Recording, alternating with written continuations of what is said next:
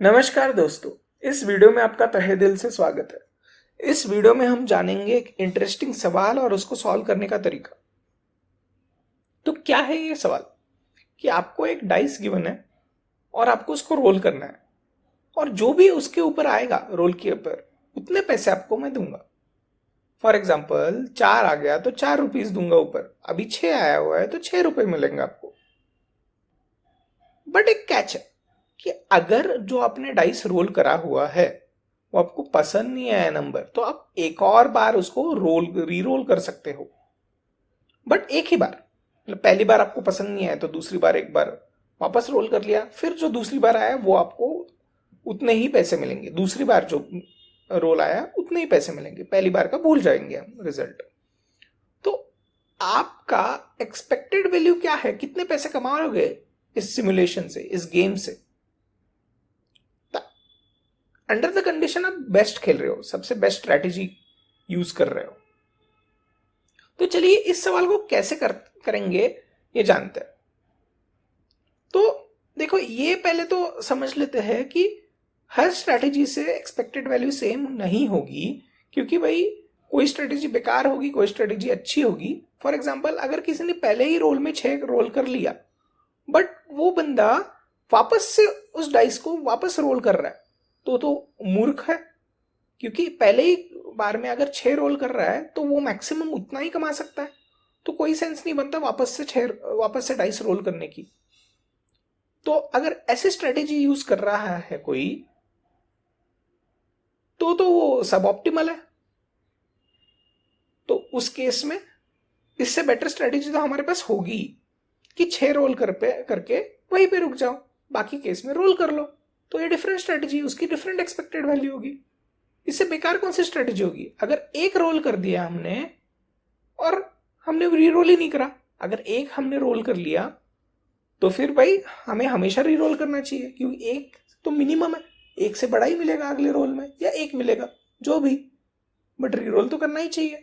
तो अलग अलग स्ट्रेटेजीज से अलग अलग पैसे मिलने की चांसेस है, तो एक्सपेक्टेड वैल्यू जो है वो भी बदल जाएगी। तो इसको सवाल सॉल्व कैसे करेंगे? पहले तो भाई रीरोल अलाउड नहीं है, तो एक्सपेक्टेड क्या वैल्यू क्या है वो देख लेते हैं। तो रीरोल अलाउड नहीं है तो सारे पॉसिबिलिटीज 1/6 प्रोबेबिलिटी से ऑकर करेंगे। 1 2 3 4 5 6। तो एक्सपेक्टेड वैल्यू क्या होगी? एक्सपेक्टेड वैल्यू होती क्या है? एक्सपेक्टेड वैल्यू होती है प्रोबेबिलिटी वेटेड एवरेज सारे आउटकम्स का। तो 1 आएगा 1/6 प्रोबेबिलिटी से, प्लस 2 आएगा 1/6 प्रोबेबिलिटी से, तो इसका सम सारे पॉसिबिलिटी से डिवाइडेड बाय प्रोबेबिलिटी, मतलब 1/6 इंटू 1 प्लस 1/6 इंटू 2, तो ये हो जाएगा 21/6। मतलब एक्सपेक्टेड वैल्यू एक डाइस रोल की जो है वो हो जाएगी 3.5। अगर रीरोल अलाउड नहीं है तो आप ऑन एन एवरेज 3.5 रुपीज उसमें से निकाल लोगे एक रोल में। तो अब एक बार रीरोल अलाउड है तो हमें क्या करना चाहिए कि अगर हमें 3.5 से कम रोल हुआ है, 1 2 या 3 में से इनमें से कुछ हुआ है, तो हम उससे ज्यादा कमा सकते हैं रीरोल करके। क्योंकि एक बार रीरोल करने के बाद हमें नेक्स्ट रोल में 3.5 तो एक्सपेक्टेड है ना, सेकंड रोल पे भी। तो 1 2 और 3 को हम रीरोल करेंगे, बट 4 5 और 6 को हम रीरोल नहीं करेंगे, क्योंकि 4 5 6 को रीरोल करना मूर्खता है, क्योंकि नेक्स्ट डाइस में भी हमें एक्सपेक्टेड 3.5 मिलने वाला है, उससे ज्यादा इसे फर्स्ट रोल में ही मिले है। तो क्या हो जाएगा? हमें रीरोल करना चाहिए 1 2 3 पे।